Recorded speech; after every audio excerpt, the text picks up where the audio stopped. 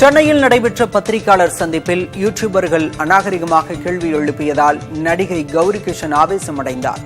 Others திரைப்பட கதாநாயகனிடம் ஒரு நேர்காணலில் கௌரி கிஷனின் எடை குறித்து கேள்வி எழுப்பப்பட்டது.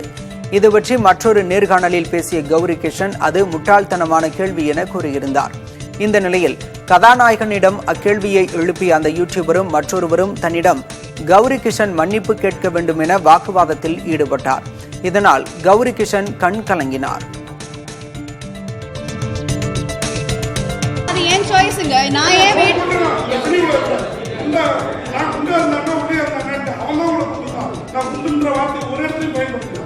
அவங்க எவ்வளோ வெயிட்னா அது ஒரு ஸ்டூபிட் क्वेश्चन தாங்க.